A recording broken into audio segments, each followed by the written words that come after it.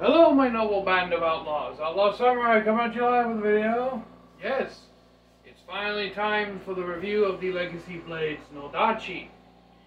Now, a couple of quick caveats. This is going to be a kind of stitched together video because I'm going to make this first part, and I'm going to stop it, film the dismantling, stop it, and then do my conclusion and final thoughts.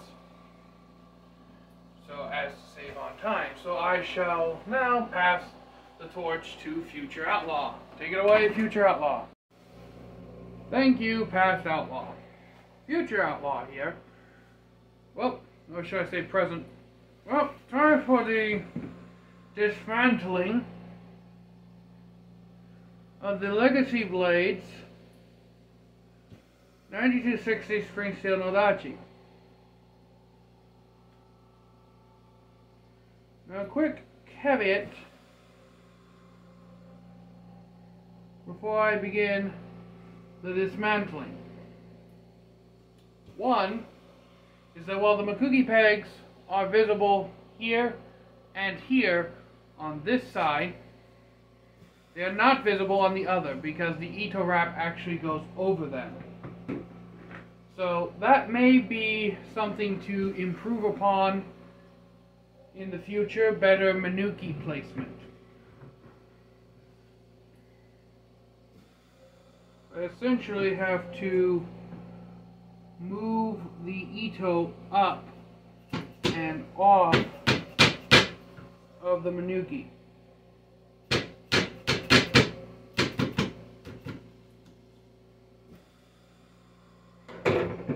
Not the mikugi, the mikugi. Here's the first peg.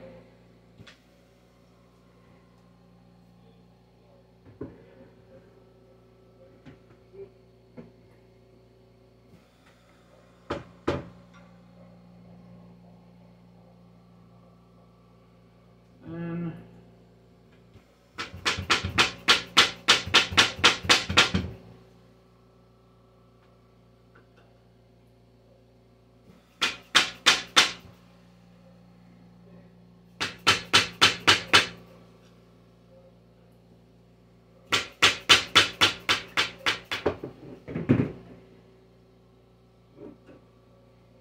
here's the second.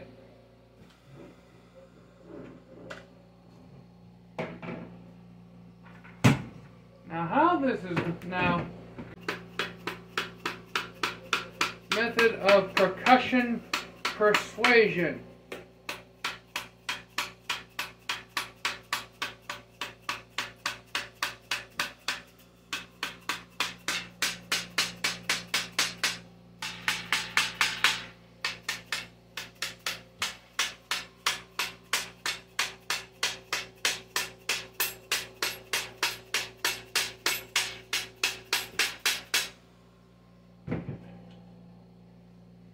Ooh, wise guy, eh?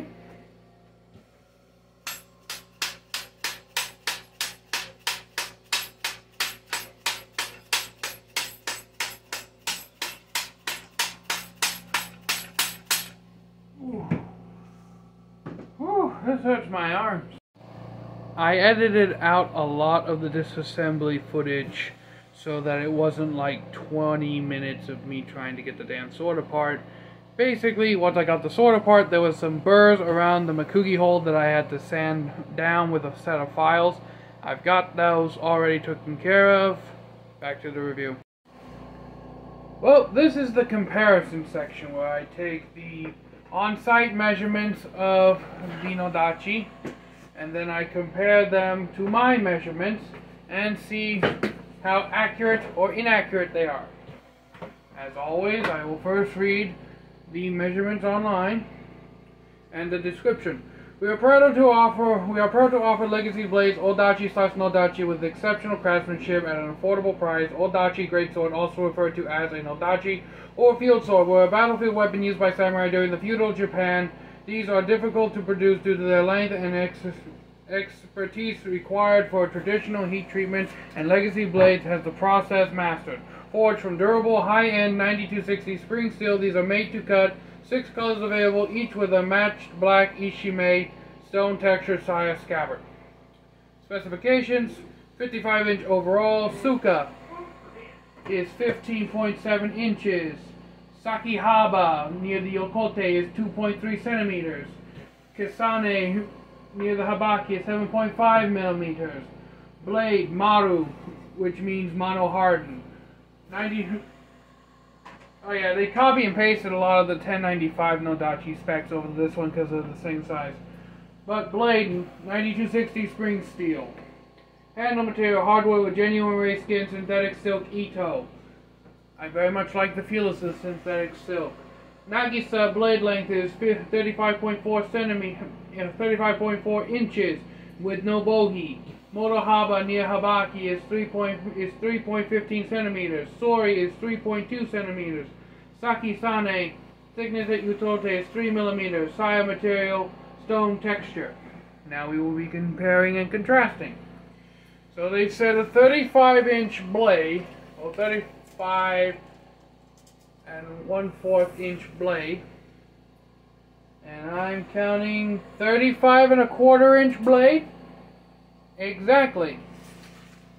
They said 15.7 inch suka. I'm counting 15 and 3/4 of an inch. And I believe that equates 15.7, 15.3/4. Well, 15 and 3/4 of an inch. Right. The Sakihaba near Yukote is 2 millimeter, is 2.3 centimeters. So that means thickness near the Yukote line is about a 1/4 inch thick, and near the habaki is just a little shy of 1/2 inch thick.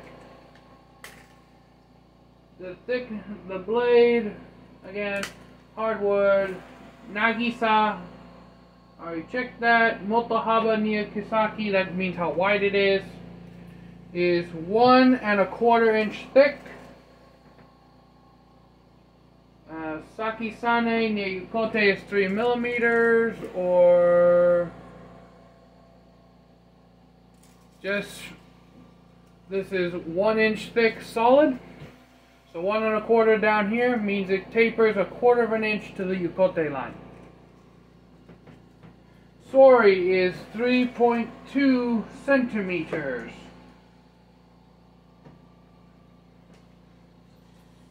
And I measure the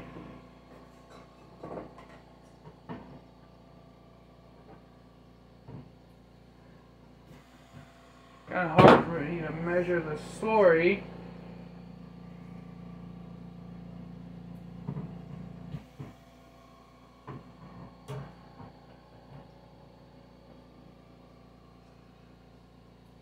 I'll get back to you on the sori.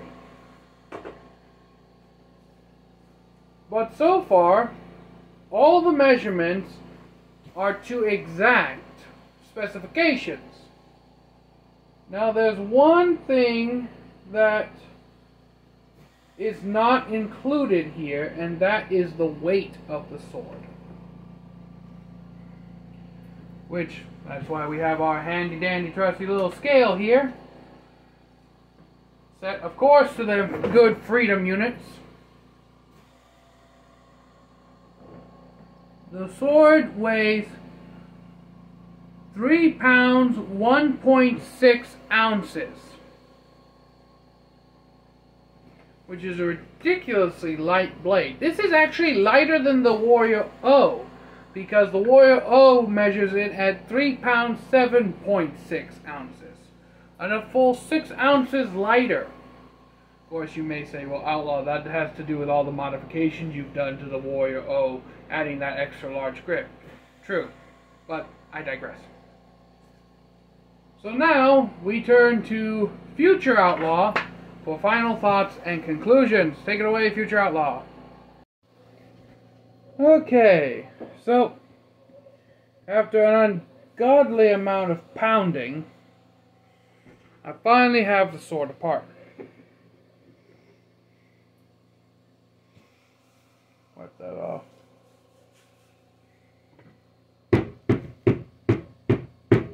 Ooh, that's not good. I just pounded out the Suka core. There's a rather large pile of wood shavings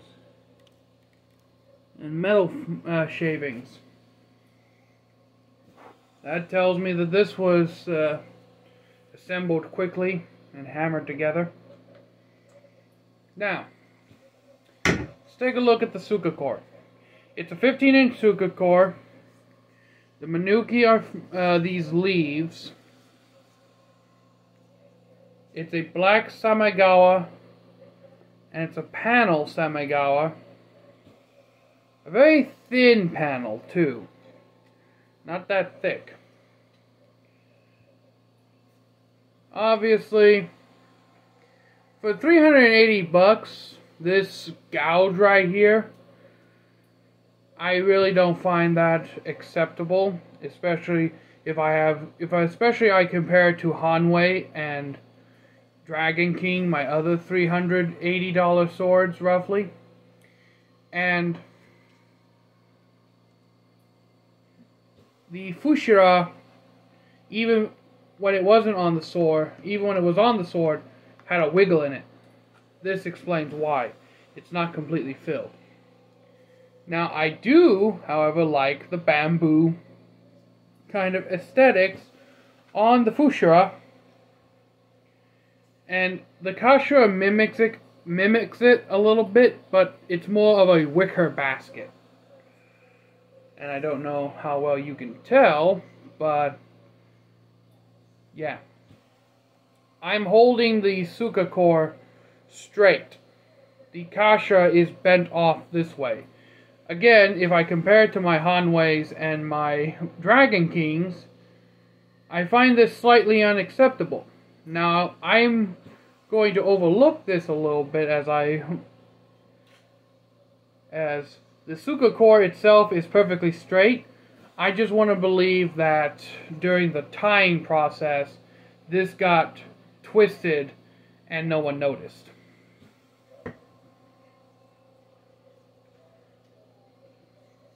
But I do very much like how the Suka core is shaped.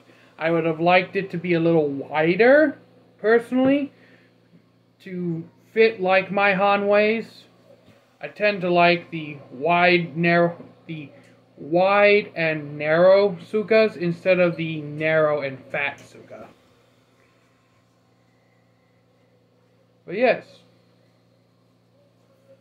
Now, obviously, the Ito, it is tight, and while I did have to move it out of the way to get to the mikugi pegs, it hasn't loosened over the mikugi pegs, nor is it loose over the minuki.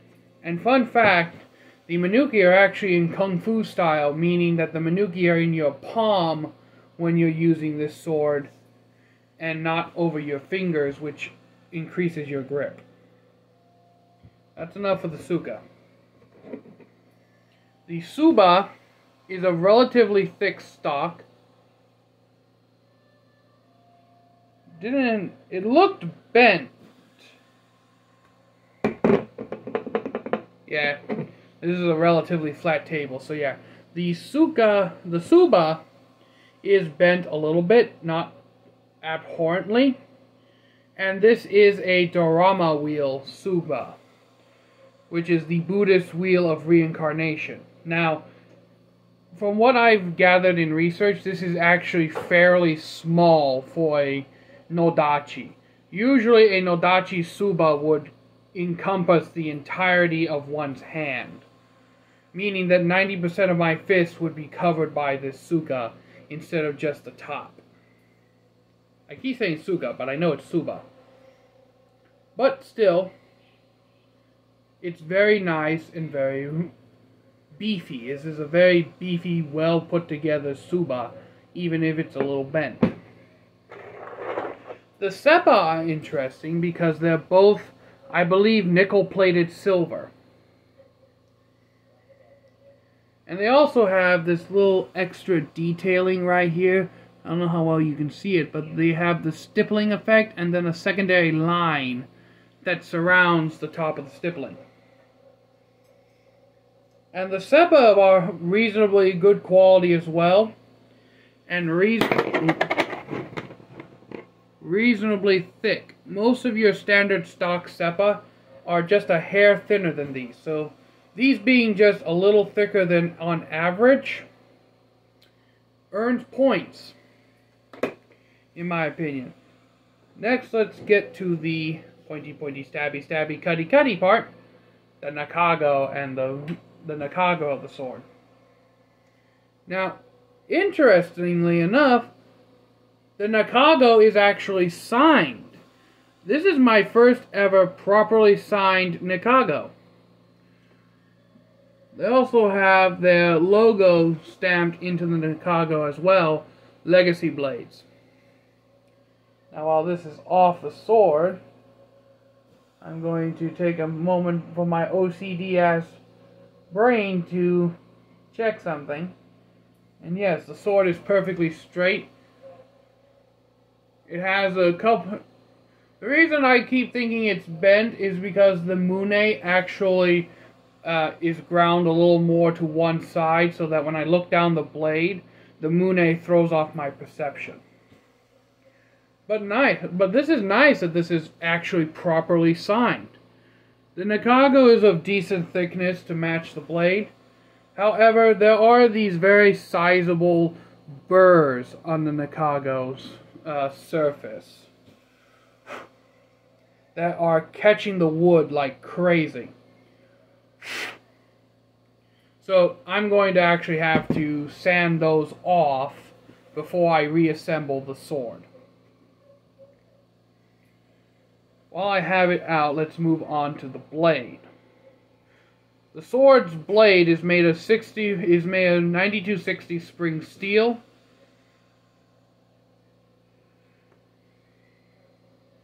It is 35.5 inches long with a 15-inch suka core. Honestly, it doesn't have that much sorry, if I'm being quite honest. But I don't have any of my measuring devices at hand at the moment, so measuring its sorry is a little bit out of the question at the moment. At the moment, mind you, I'm still going to do my regular reading off the specifications. I'm just making this video in the order to which I believe is best done. So, until next time, well, not until next time, until Future Outlaw tells you the conclusions, handling and all that, I'm going to take it well, I'm actually going, technically I'm the Future Outlaw after comparing specifications. So, I'm out. Peace, before I say something else. Hello, my noble band of outlaws. Well, it's time for the conclusion of the review. And what is my conclusion?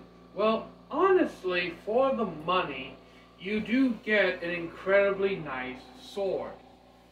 Everything from the Ito wrap to the Suba to even the Saya is very nice.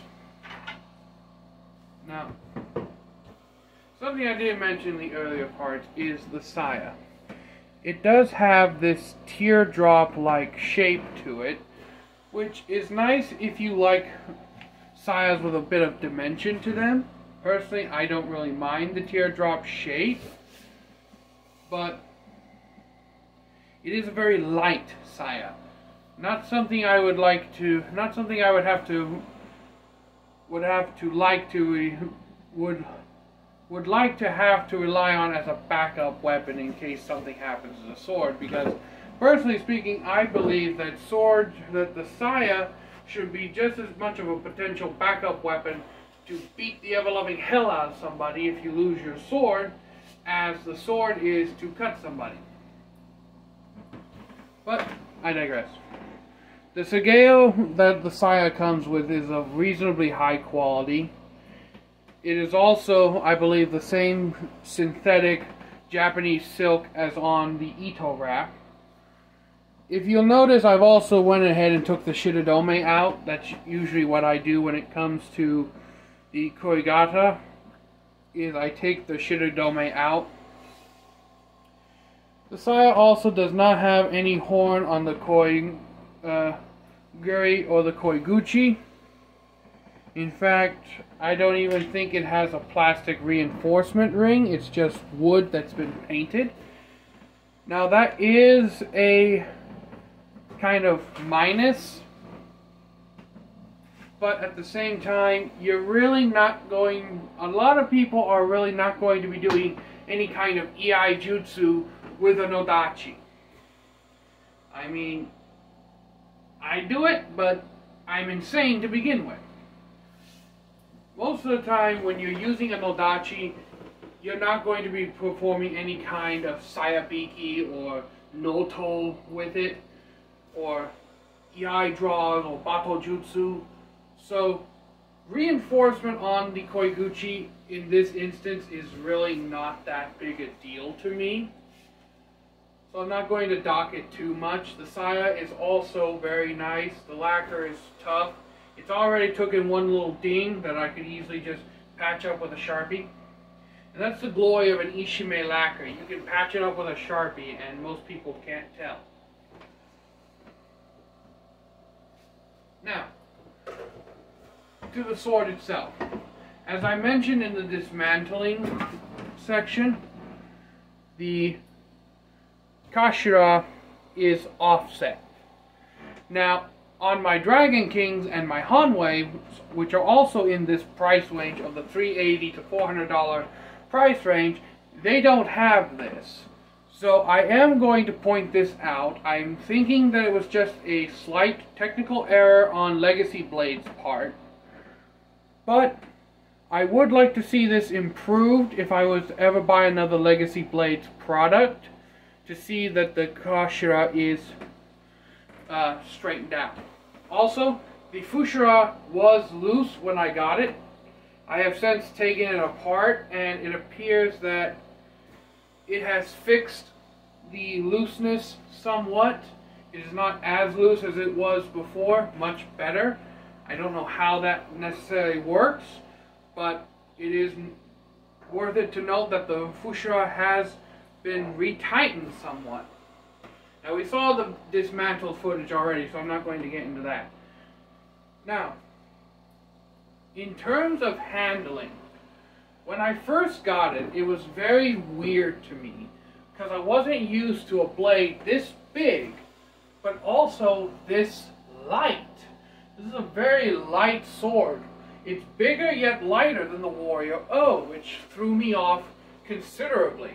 But after going through the cutting session and after swinging it around the past almost week, it no longer feels weird to me, and it now feels comfortable in my hand. With it being a 9260 spring steel blade, it is a fully functional cutter. And in terms of the blade itself, I have nothing but good things to say about the blade. But there is something about the kashira that I should mention. And that is... oh, now you don't want to... the kashira was loose. I think when I hammered this thing back together, it somehow miraculously tightened everything back up. Because the kashira was loose ever so slightly, not too insane. A couple dabs of super glue would have fixed that. But it appears that the kashira is now tightened up. It's just still canted to the side. Now, for $380, do I find these flaws acceptable? Not really. Considering the fact that, again, both of my hanweis and both of my Dragon Kings, when I first got them, Everything was perfectly tight, no wiggle, no rattle, no nothing. Everything was also in line. The fact that the kashira isn't in line at this price range, I do have to subtract a point from its overall score for that. You may say that's pretty harsh, but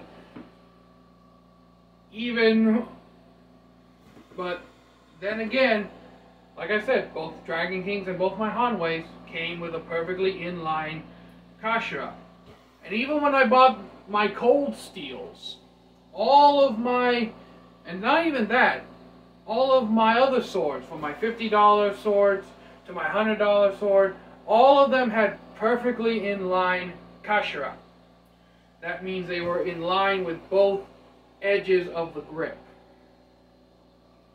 So, subtracting a point after having so many blades come that way, I feel is a justifiable means. I'm not subtracting a lot, just 1 point for the out-of-line kashira. But in terms of everything else, the ito is still very tight. I can barely move it around. The only thing that really moves is the knots themselves. Everything else is rock solid still. The diamonds are also of relatively equal, relatively uniform thickness, as I attempt to plug in my light. I know, outlawed doing setup mid-video. Nothing out of the usual there.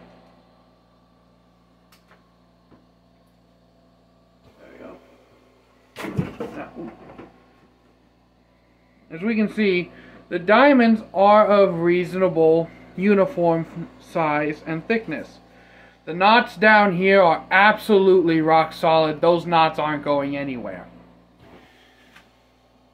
Now, it also loses another point for mikugi placement. As we can see, they are both perfectly visible on this side of the grip.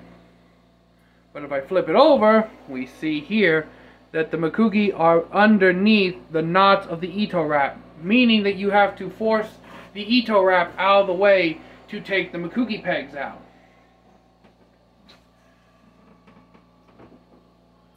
So therein lies another points deduction. However, argumentatively, these are very small points. But at the price range of exiting budget range and going into mid-range swords, I feel like these need to be addressed. I feel like a little better mikugi placement and a little extra time making sure that the kashira is perfectly in line aren't unreasonable requests for the price range of this sword. Especially if you don't use a promo code. This sword is $380 after shipping. At least it is coming to Indiana, where I live. But other than that, what do I think of this sword? I think it's absolutely phenomenal for the price you pay.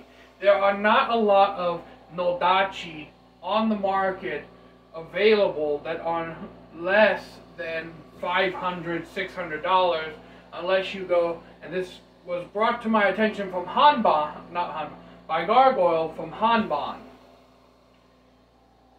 However, the only companies I know that make Nodachi for sub $300 would be Swords of Northshire and now Hanban, because I have actually toyed around with getting a Nodachi from Swords of Northshire. If you go with the most basic customization, it's like 216 something. However, here's the difference between Legacy Blades and Swords of Northshire is that Swords of Northshire actually charge you, I believe, almost an extra $100 for 9260 springs for a 9260 spring steel Nodachi blade, and that's on top of the extra $50 you have to pay for custom Nagisa length. So that is roughly equating to the same price as you would pay for this sword, a sword of this size and blade material from Swords of Northshire, instead of ordering from RVA Katana and buying this Legacy Blades Nodachi. The other benefit is that since RVA Katana is a brick and mortar store, if you're anywhere near Richmond, Virginia, where they're based, you can go in and actually handle the swords. Well, not take them out and swing them around or anything, but you can go in, handle the swords in sheath, like see what fits you and all that. It's the benefit of having a brick and mortar store. And also a middleman, because they will order the swords directly from Legacy Blades, stock them, inspect them, and then send them out. Now you're probably wondering, well, Outlaw, isn't this something that they should have seen when they did their inspection? No, not necessarily. You need to understand that RVA Katana, they unbox 20, 30, 40, 50 swords at a time when they are stock ordering. They don't have time to individually go in and micro-inspect every blade for defects. And honestly, I wouldn't even call this a defect, really. This would just be more of a cosmetic issue, because it doesn't affect the use of the sword by any means. This is just a cosmetic issue here. It's not being in line. Also, a loose fushira doesn't also necessarily really affect the overall performance of the sword. Again, it's more of a, sometimes it's a quality issue, sometimes it's just a cosmetic issue. In this case, it was more of a cosmetic issue because it was there, but it wasn't really atrocious by any means. Now, as for handling, this sword is incredibly light and nimble. At only 3 pounds 16 ounces, at least. And here's the thing, RVA does not show the weight of their swords, but if this is a standardized blade made by Legacy Blades, as I'm led to believe, that you're roughly going to get anywhere between 3 pounds 16 ounces and 3 pounds 20 ounces. But still, this is an incredibly light and nimble sword that you wouldn't want to, but you can obviously see that it can be used one-handed.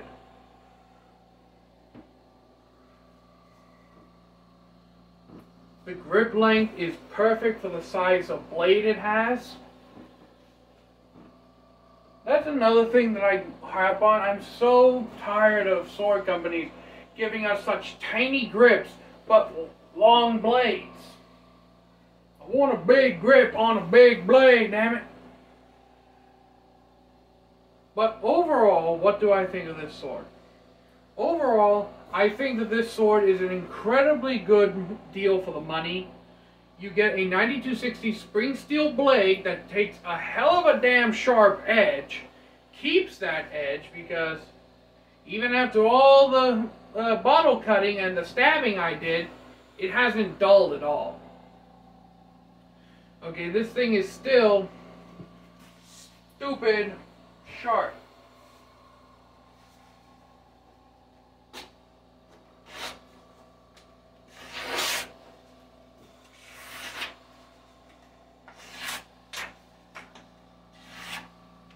Okay, you can't get crescent cuts with a dull blade.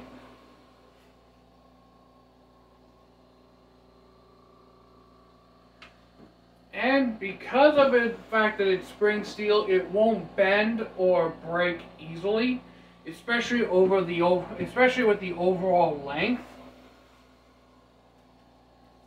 And as I said before, it's very light and nimble and very good and feels very good in the hand. Overall, I give this sword an 8 out of 10. The only reason it scores an 8 out of 10 is because of the offset kashira and mikugi placements. So I can actually very much highly recommend buying a Legacy Blades Nodachi from RVA Katana. Their website is rvakatana.com. No, I'm not sponsored by RVA Katana. I wish that John would text me back about the affiliate link, about making me an affiliate, but as for right now, I am not an affiliate, so I can't give you a discount code or anything. But I can tell you that if you're looking for a reasonably priced, very well performing Nodachi, check out RVA Katana and the Legacy Blades Nodachi. I don't know how to put a link in the description down below, so I'll just write RVA Katana's website and hope you can get to it from there. Just type in RVA Katana in Google search. It's the first thing that pops up. So until next time, my noble band of outlaws, outlaw samurai tells all y'all be crazy rednecks, be safe, use your weapons, and highly recommend the Legacy Blades Nodachi if you're looking for a good, reasonably priced, very high quality, very good quality Nodachi. As I said, really the only gripes I have about this sword are minor, really cosmetic things. They don't affect the functionality. And even in historical Nihonto, sometimes the mikugi pegs were also underneath the knots. So, not unhistorical, but still, it's better to have them facing in the diamonds on either side. Hope you enjoyed this review and this new style of review. So, until next time, I'm out. Peace.